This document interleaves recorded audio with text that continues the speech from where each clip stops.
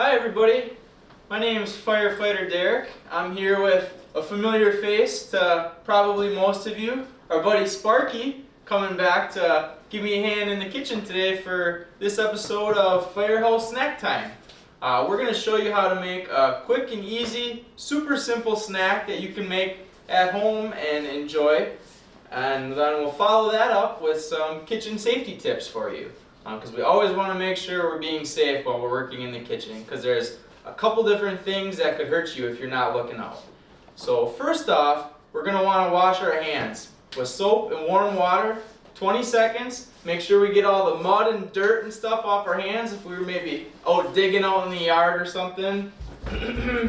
Somebody I know here likes to do that kind of stuff. So first things first, we're going to get our hands washed up.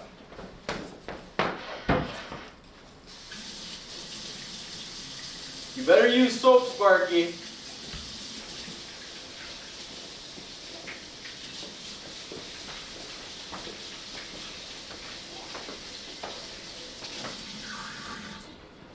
Hey, hey!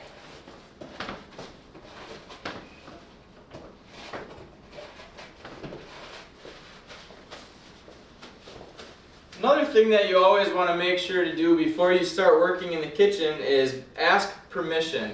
Either mom or dad, grandma or grandpa, whoever might be in your household that's the adult. You always want to make sure that you have permission if you're a little kid working in the kitchen, because we want to be as safe as we can.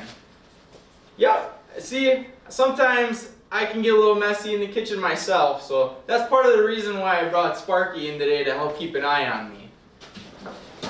He's lying. I'm watching him.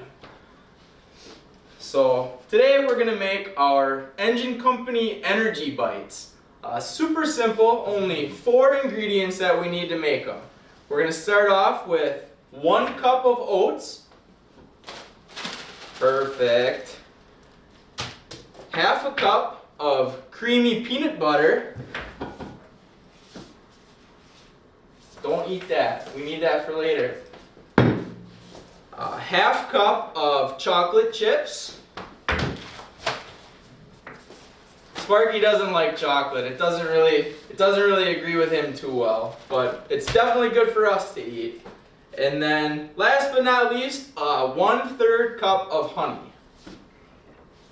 Do you like honey, Sparky? Yeah, honey's pretty tasty. So all you're gonna do is mix those ingredients in those amounts in a simple bowl. You can get a spatula or a big spoon. Go ahead and mix it all up. And once you get it nice and mixed, you're going to want to put it in the fridge for 30 minutes to an hour, just so it gets firmed up nice. Because we're going to want to form it into bite-sized balls that we can eat when we're ready to go. Because of TV magic, we went ahead and made our snacks ahead of time, so it's already cooled off and ready to get formed up. So you can use your fingers and guess if you want to, but if you want to be more uniform, you can always just grab a big spoon and scoop out roughly the same size balls out of the bowl, and just go ahead and form it up into a nice snack-sized bite. And you can put them on the plate and go ahead and put them in the fridge for a little bit more when you're done, and you'll be ready to go. Like I said, super easy snack, not terribly unhealthy, nice little sweetness to it. So while we're going, sometimes you might make a mess. You might spill something in the kitchen or accidentally knock something over. What you want to do is clean it up right away, because you don't want to maybe slip on something that's on the floor. You could fall and hit your head. Or if you're working with something that you have a sharp object, like maybe a knife or something, you don't want to be able to get cut at all with that. Another thing that you want to always make sure to do is always have an adult present with you while you're working in the kitchen. So not only should you always ask for permission first, always be sure that you have an adult there to help you with things such as if there's anything that needs to get cut, you want to have the adults use the knives just to be extra careful when you're using it. The last thing we want to see if you're having fun in the kitchen making good food is somebody to get hurt. So if you ever need to use the oven, for example, you always want to have the adults use the oven and the stove for you, just to be safe. Because you might be a little bit shorter, so we don't want you reaching up for anything and maybe burning your arm on the hot stovetop at all.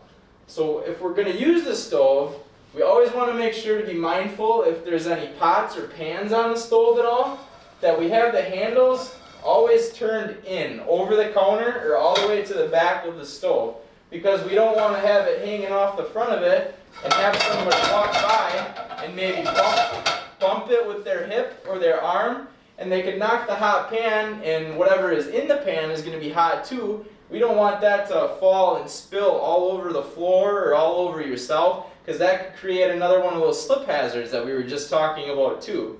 Another thing to look out for if you're using the stove is any sort of pot holders or towels maybe that might be close with either a gas stove or an electric stove. Either way, the top of it is going to be hot. So we don't want to have anything that can catch on fire close to the surface when we're using it. So go ahead and get those towels and pot holders as far away from it as you can. So those are just some general kitchen safety tips that you can use when you're in there with mom, dad, aunt, uncle, grandma, and grandpa, whoever it may be, to keep everybody safe and having a good time. So thank you all for tuning in with us this afternoon. We hope you enjoy your Engine Company Energy Bites, and stay tuned for next time. Thanks.